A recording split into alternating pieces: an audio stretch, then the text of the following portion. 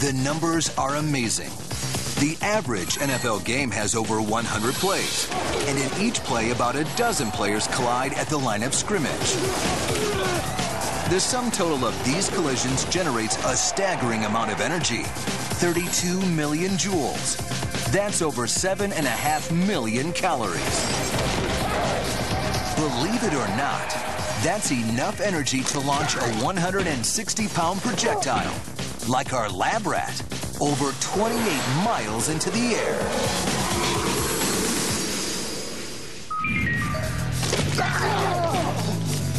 Well, it was fun. I haven't had a chance to throw shot put since high school, and it felt good to be able to launch somebody. And even after such a punishing hit, our lab rat was so committed to getting the science accurate that he took another hit. And another. And another. No one bothered to tell him that, in fact, we got plenty of data from that first impact. And he didn't really need to take all those extra hits. Oops. One of the fundamental rules of golf is to play the ball as it lies. And sometimes those lies can be brutal. Thick rough, wet sand. We're going to put those brutal lies to the test. We want to determine once and for all what is golf's worst lie. To find out, we've called on a pro with one of the best short games in golf. PGA professional Brad Faxon.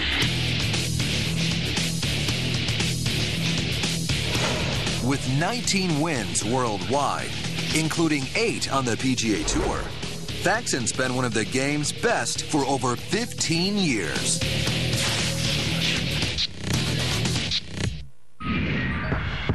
So what's Brad's technique for getting his ball out of nasty situations? Like this thick rough. For the worst lies, most players on the PGA Tour use a sand wedge with a lot of loft. 60 degrees is the most loft I use. My stance is open to the target line. I like to open the club up so there's more loft to get the ball up in the air. I take a very wide stance, bend my knees. Sometimes I'll choke up on the club so I'm closer to the ball. The lie of the grass makes a big difference sometimes to the shot that you can play, whether the grass is growing into your face or down grain. But I'm going to take a full shot, almost like an explosion shot out of a bunker. And shots like this out of the thick rough, the club head actually never comes in contact with the ball. It goes underneath the ball, through the heavy rough, and pops the ball up into the air.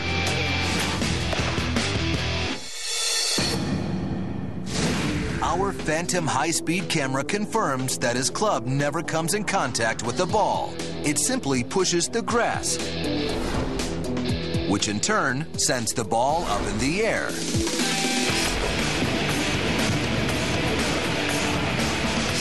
These principles apply whether Brad is hitting out of thick rough or fried egg lies in sand. In fact, even when hitting out of water, there's an inch of water between the club face and the ball.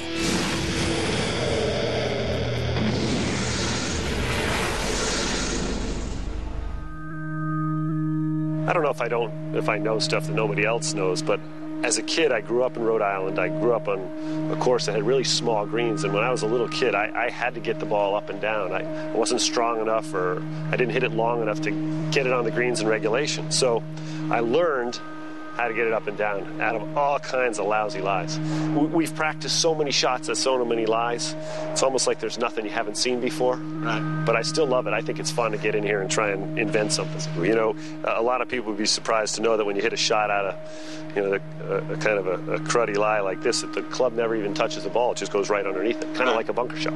I use a 60-degree wedge. This one's made custom for me by Bob Vokey. He makes all the Titleist wedges, but it's got a wide flange, so it's pretty versatile.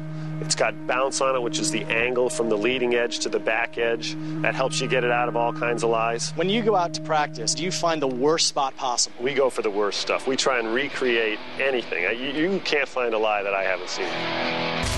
All right, Brad. That sounds like a challenge. We're going to find a lie you can't possibly get your ball out of. Which means we're going to create the strangest and worst buffet of golf lies imaginable. First up, popcorn. Normally, when players are hitting out of a bunker, you get to set your feet. You can sort of feel the conditions. You know, here, you're not allowed to set your feet in the popcorn. You have to hit from outside the box. So you don't want me to do this and go? No. Oh, okay. No. That's a disadvantage, because usually you can get a little, you know, get feel with your feet. You know, it's players play in all different types of sands every week. You know, every time you go to a new course, it's a different texture, thickness, color. And, you know, you stand in it a few times, you get used to it. You know, if you weren't allowed to stand in something like this before you hit it, that's a disadvantage. Right. All right, so your club has never entered a big tub of popcorn before to hit a ball out, so you have no idea what to expect. I don't think anybody's done this. Popcorn is only 1/60th as dense as water. But is popcorn dense enough to pop the ball out of the box? After all, the club won't be touching the ball. So the light and fluffy popcorn has to do all the heavy lifting.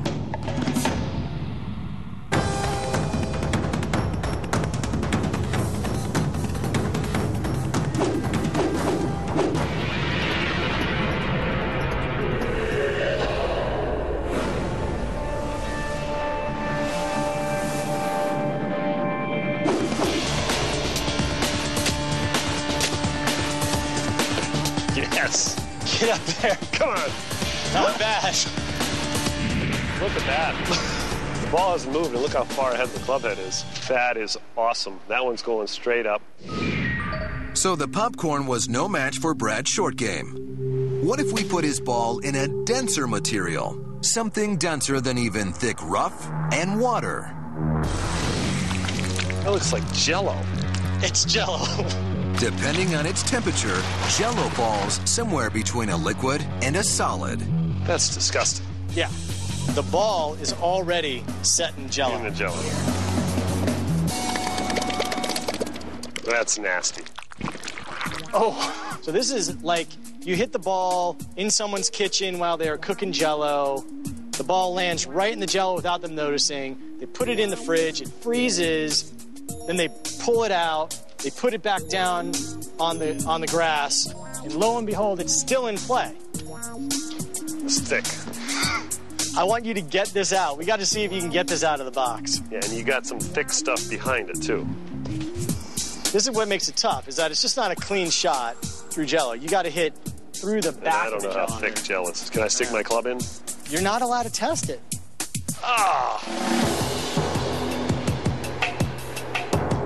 Can Brad get his club through this unappetizing lie?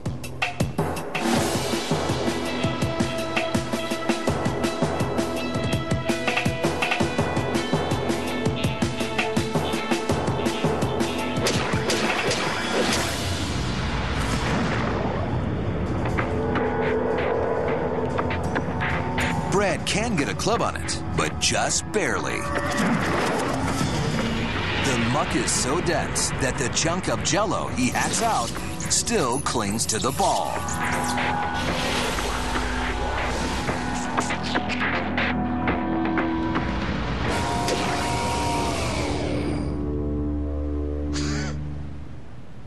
It didn't come out! It stayed in the Jell-O.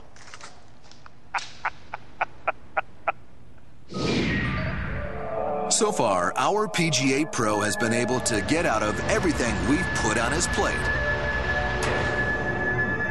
So it's time to raise the bar. We need a lie that's thicker than the thickest rough. Something even denser than Jell-O. And that something is spaghetti.